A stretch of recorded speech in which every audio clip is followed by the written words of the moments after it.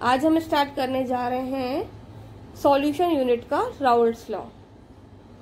Raoult's law के according for a solution of volatile liquids the partial vapour pressure of each component of the solution is directly proportional to its mole fraction in the solution.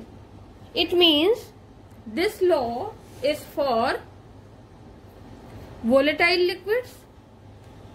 Means यहाँ पर दिया हुआ है according to this law for a solution of volatile liquids. ये volatile liquid के solution के लिए है।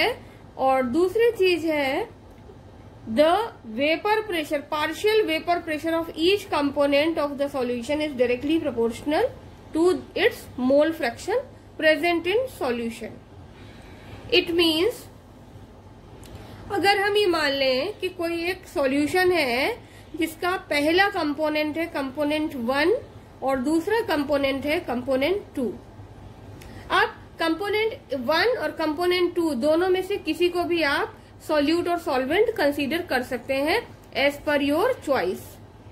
ठीक है, यहां पर इट मीन्स यहां पर कंपोनेंट 1 सॉल्यूट भी हो सकता है और सॉल्वेंट भी हो सकता है, जो आपको कन्वीनियंट लगे, सॉल्यूट और सॉल्वेंट। इसी तरह से कंपोनेंट 2 ये भी सॉल्यूट और सॉल्वेंट हो सकता है, कोई भी लेंगे। तो कंपोनेंट 1 का मोल फ्रैक्शन है x1, कंपोनेंट 2 का मोल फ्रैक्शन है x2। यहां पर हम x1 और x2 के टर्म में कैलकुलेट करेंगे। तो आपको मोल फ्रैक्शन कैलकुलेट करने के लिए जो प्रोसीजर है या मोल फ्रैक्शन कैसे कैलकुलेट करते हैं, इसको मैंने अपने पहले वीडियो में एक्सप्लेन किया है। आप उस वीडियो में जाकर के x1 और x2 को कैलकुलेट करना सीख सकते हैं। अब इसके बाद आती है कि इस राउल्ट्स लॉ को एक्सप्लेन करने के लिए कितने पैरामीटर्स की हमें जरूरत पड़ेगी। तो पहले तो हो गया सॉल्यूशन, इसके component 1 and component 2।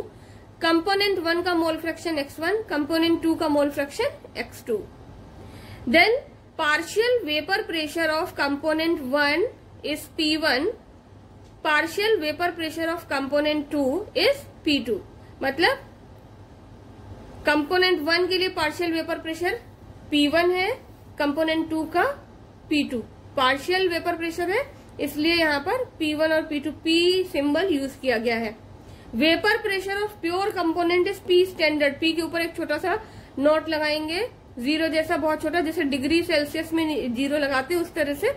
P1 standard is the vapour pressure of pure component, मतलब when component is not in solution.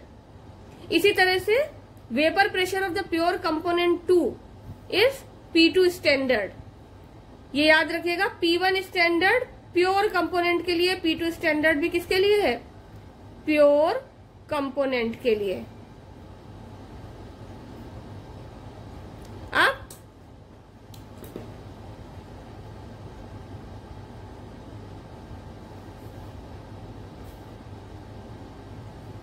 ये हो गया प्योर कंपोनेंट के लिए वेपर प्रेशर P1 स्टैंडर्ड और P2 स्टैंडर्ड। अब इसके आगे हम चलते हैं, दोनों कंपोनेंट के लिए देखेंगे।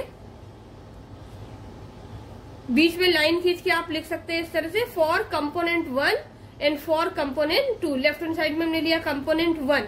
कंपोनेंट 1 के लिए P1 is directly proportional to x1 as per the Raoult's law. Raoult's law में क्या है?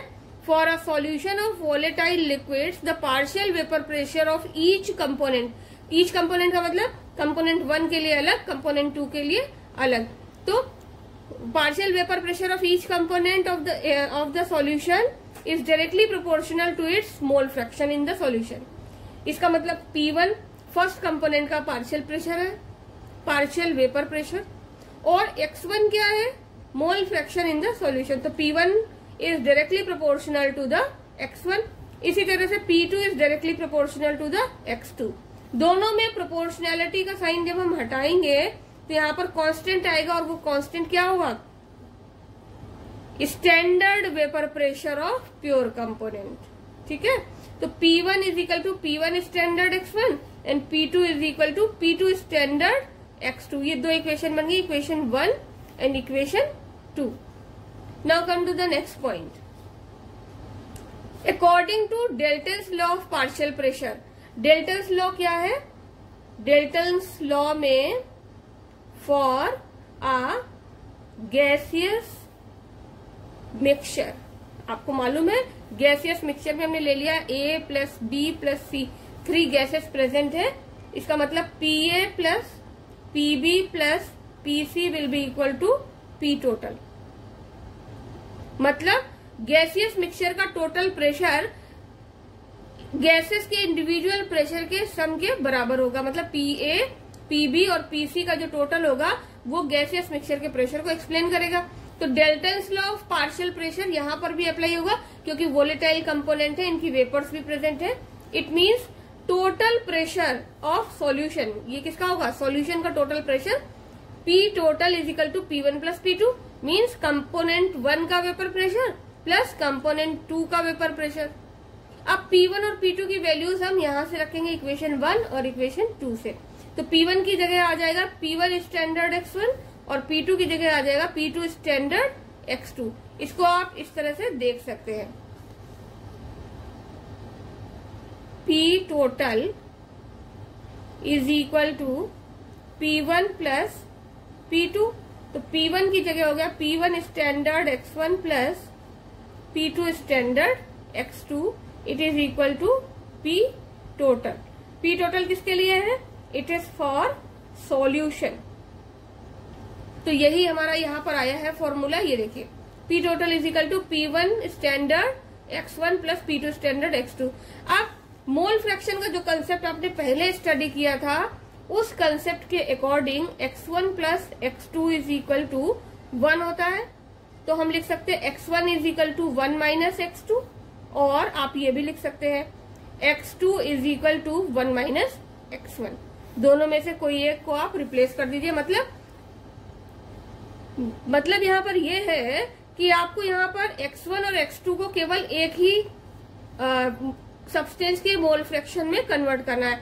या तो आप x2 को x1 के टर्म में लिख लीजिए या x1 को x2 के टर्म में लिख लीजिए। तो यहाँ पर देखिए क्या किया गया है, देखिए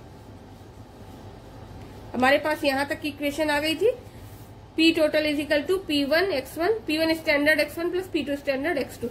तो x1 की जगह हम क्या रखेंगे? 1 माइनस x2, और आप क्या लिख सकते हैं? और x2 is equal to 1 minus x1, ये भी लिख सकते हैं। तो हमने ये वाला लिया, x1 की जगह 1 माइनस x2 लिखेंगे। तो x1 की जगह हमने क्या लिखा है? 1 माइनस x2।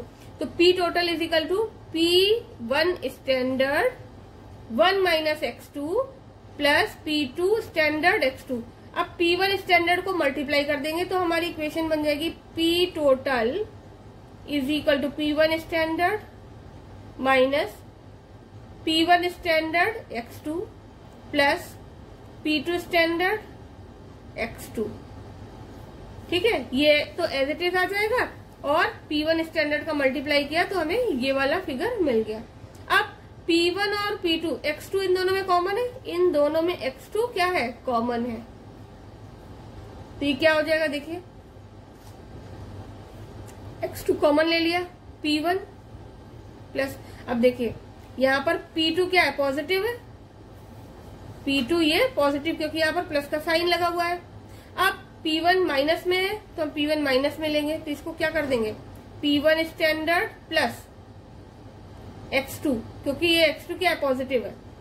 यहाँ पर P2 पहले आ जाएगा माइनस P1 स्टैंडर्ड। ठीक है, तो वही यहाँ पर लिखा है P1 standard plus x2 common लिया, P2 माइनस P1, क्योंकि P2 पॉजिटिव है और P1 क्या है? नेगेटिव है, तो माइनस का साइन हमने यहाँ पर पुटअप कर दिया।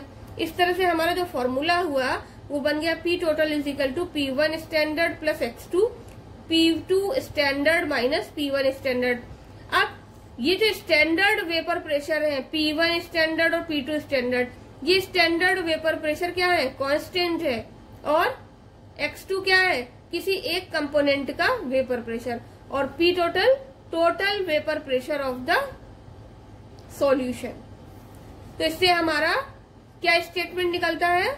इससे हमारा स्टेटमेंट निकलता है total vapour pressure over the solution depends on mole fraction of any component of solution.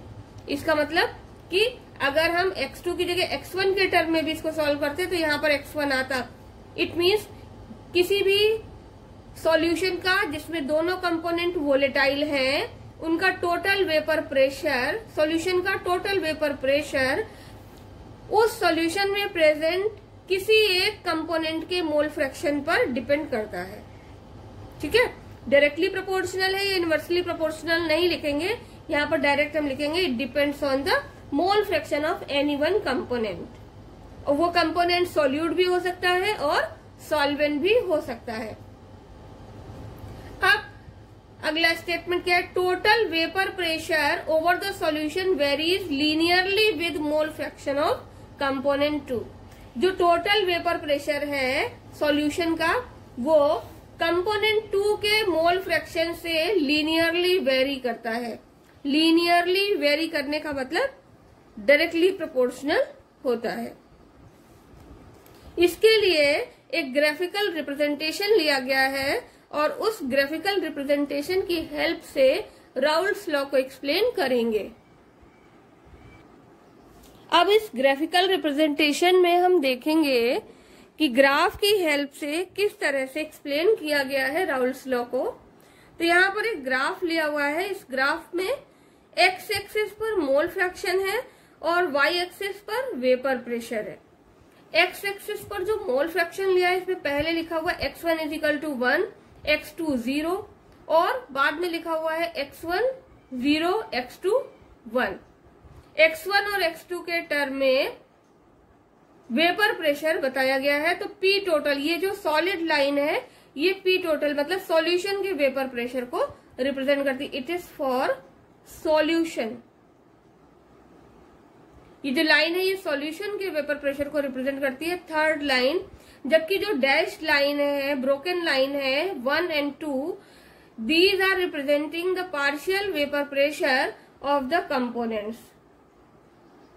P1 standard mole fraction decrease हो रहा है तो P1 स्टैंडर्ड भी डिक्रीज हो रहा है। मतलब कंपोनेंट का जो मोल फ्रैक्शन है अगर डिक्रीज होगा तो उसका पार्शियल वेपर प्रेशर भी डिक्रीज होगा।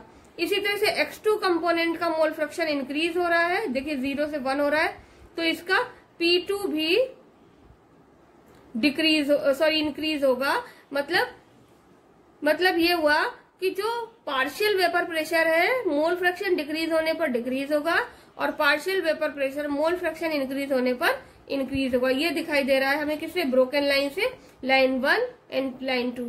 Line 1 is for partial vapor pressure of component 1 and line 2 for partial vapor pressure of component 2, while line 3 which is solid line, it is for the total vapor pressure of the solution। इससे ये भी clear होता है ये जो line है हमारी 1 2 3 ये स्ट्रेट लाइन है। इट मीन्स ग्राफ ये रिप्रेजेंट करता है P1 and P2 मतलब partial vapor pressure of first component and partial vapor pressure of second component are directly proportional to the x1 and x2 respectively, means its mole fraction, and the total vapor pressure is given by the third line here। ये जो third line है ये total vapour pressure को represent करती है। Now the next point is the composition of vapor phase in equilibrium with the solution is determined by the partial pressure of the components। मतलब vapour pressure equilibrium की condition में solution का किससे determine होगा, partial pressure of the component. If y1 and y2 are the mole fraction of the component 1 and 2, component 1 और 2 का mole fraction vapour phase में y1 और y2 है तो partial vapour pressure vapour phase में, यहाँ पर ध्यान देंगे वेपर फेस में, सॉल्यूशन में नहीं, वेपर फेस में P1 is equal to y1 P total and P2 is equal to y2 P total. ये आपको फॉर्मूला दोनों याद रखना है। जनरली हम लोग लिखते हैं P1 is equal to y1 into P total. Raoult's law as special case of Henry's law. Henry's law और राउल्ट्स लॉ को कंपेयर किया गया है। हेनरीज लॉ के अकॉर्डिंग क्या होता है, P is equal to KHX for solution of gas in liquid. Gas भी वोलेटाइल नेचर की होती है और राउल्ट्स लॉ भी वोलेटाइल लिक्विड के सॉल्यूशन से रिलेटेड है, इसलिए हेनरीज लॉ और राउल्ट्स लॉ को कंपेयर किया गया है। हेनरीज लॉ के according for a solution of gas in liquid P means partial pressure of gas is equal to KH, which is Henry's law constant, into X mole fraction of the gas in solution. Similarly, Raoult's law में क्या होता है, P1 is equal to P1 standard into X1. अगर हम gas को component 1 मान लें तो यहाँ पर भी P1 और X1 हम लिख सकते हैं। ऐसी कंडीशन में X1 दोनों में सेम हो जाएंगे और P1 और P1 दोनों में सेम होंगे। कैसे, देखिए, हेनरीज लॉ किसके लिए है, गैस इन लिक्विड, और गैस क्या है, सॉल्यूट। इसका हमने मोल फ्रैक्शन मान लिया X1 और इसका पार्शियल प्रेशर P1। तो P is equal to KHX की जगह फॉर्मूला हो जाएगा P1 is equal to KHX1। ये हमारा फॉर्मूला हो जाएगा हेनरीज लॉ के अकॉर्डिंग। और राउल्ट्स लॉ के अकॉर्डिंग फॉर्मूला ऑलरेडी है, P1 is equal to P1 standard X1 for the volatile component in the solution. तो ये दोनों में कॉमन हो गया, ये भी कॉमन, ये भी कॉमन। अगर KH और P1 स्टैंडर्ड सेम है तो राउल्ट्स लॉ हेनरीज लॉ का एक स्पेशल केस बन जाता है। It indicates partial pressure of volatile component is directly proportional to the mole fraction. KH differ from P1 standard from both equation. If KH is equal to P1 standard in case, so Raoult's law become a special case of Henry's law. अगर KH और P1 standard दोनों बराबर हो जाते हैं तभी Raoult's law Henry's law का एक specific case बन जाता है। That's all for the Raoult's law topic.